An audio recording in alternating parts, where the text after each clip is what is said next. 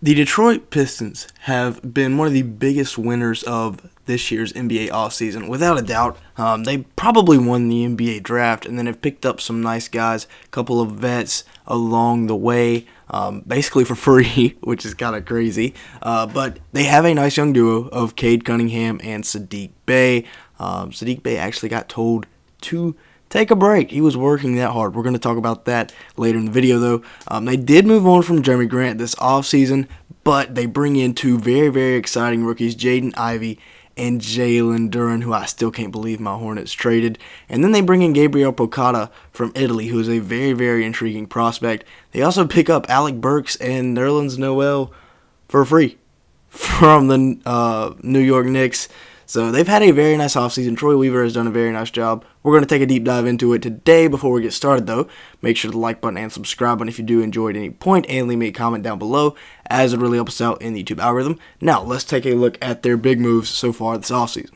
First off, let's start with Jalen Duren, the 6'11" center from Memphis, 250 pounds, and he is a physical specimen. Averaged 12 points and 8 rebounds last year at Memphis with 2.1 blocks, shooting at 60% from the field in only 25 minutes. No form of a jump shot, which is troubling, but he just bodied everybody. He's a freak athlete, great rim protector, even good sliding his feet, good at perimeter defense. His strength is just over the top.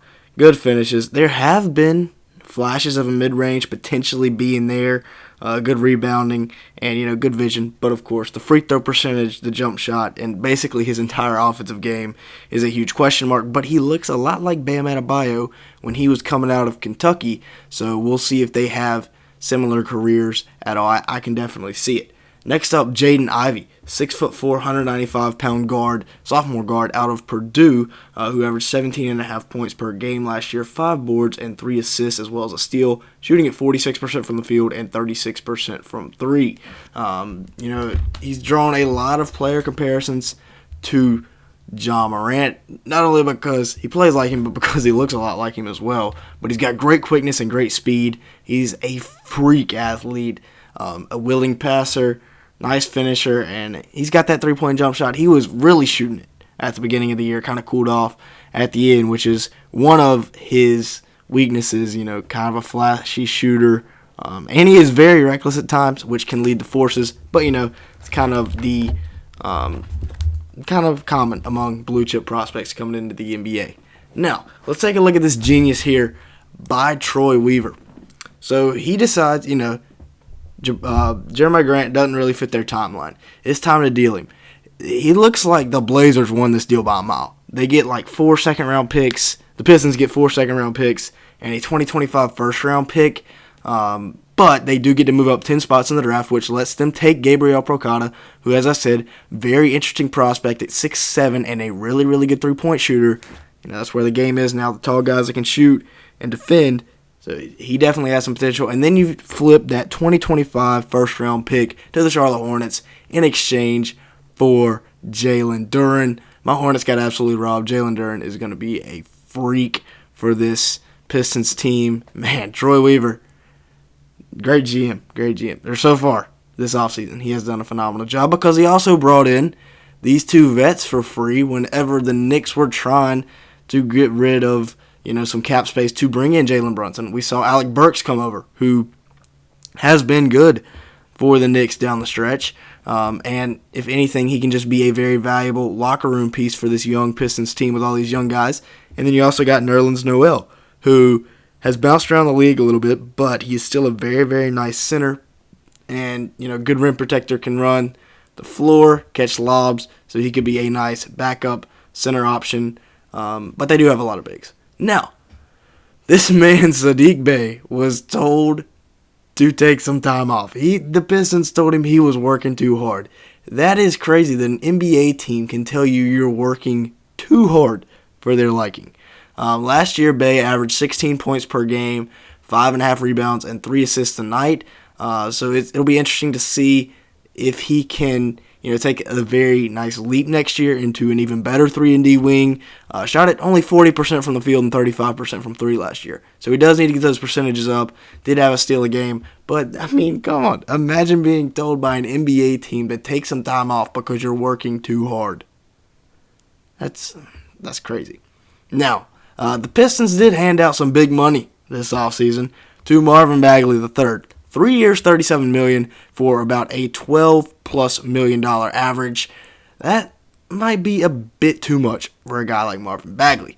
He did average some good numbers last year, but he was not very good defensively, and he was, not very efficient from three-point range. He averaged 14.5 per game as well as 7 rebounds, but only shot at 55% from the field. So we will see if, he can play up to the level of pay that he's getting. Now, a breakout year could be coming for the former number 1 overall pick, Cade Cunningham. Coming off of a rookie season where he averaged 17 points per game, 5.5 rebounds, and 5.5 assists per game, which, those are pretty good numbers for a rookie. Kind of empty stats because, the Pistons, they only won 23 games last year, but it is, still very promising that your rookie point guard can put up 17 a game. He also shot at 42% from the field, 32% from three, and averaged 1.2 steals per game. So I'm expecting a nice leap to be taken here in year 2 by Cade Cunningham. Now let's take a look at their potential lineups. And while Ivy and Duren might not start right away, let's just take a minute to look at this lineup that can be used in the future. Cade Cunningham and Jaden Ivey. I think these two guys complement each other very, very well. I see Ivy as more of the 2 guard in this lineup because, of course, Cade, the better facilitator, much more relaxed with the ball in his hands than Ivy, who can get a little crazy at times, but still Ivy's going to be going coast to coast plenty in transition. Then you have Saddiq Bey at the 3, knocking down threes. We've seen him go for 50. He's proven he can just go off on any given night. Marvin Bagley III, if he continues to progress into anything close to what people saw when he was the number 2 overall pick out of Duke, then that can be something that you can work with down the line. And then, of course, Jalen Duren at the center spot, catching lobs from Cade Cunningham and Jaden Ivey. That's in a dream world for Pistons fans. Taking a look at the bench, they still have Killian Hayes, who can be a very, very nice defender. He's a really good perimeter defender. He just is allergic to throwing the ball in the basket. You also got Hamidou Diallo, who is a bit of a wild card. When he comes in, things tend to get a little crazy. But when he is under control, he is, a very nice bench player in the NBA. You also got Alec Burks, who we saw with the Knicks. He can be a very, very good role player and can even take over games a little bit at the end of the game if he needs to. Isaiah Stewart there, he could probably be starting at the beginning of this year over Duren. Same with Nerlens Noel. If I had to guess, it'd be Stewart than Noel. But, I'm not in control of this Pistons squad. With that being said, though, that's going to be it for today's video. Let me know your thoughts down in the comments below. Make sure to like button and subscribe button if you did enjoy at any point. And like I said, make sure to leave me a comment down below. And with all that being said, thank you so much for watching today's video.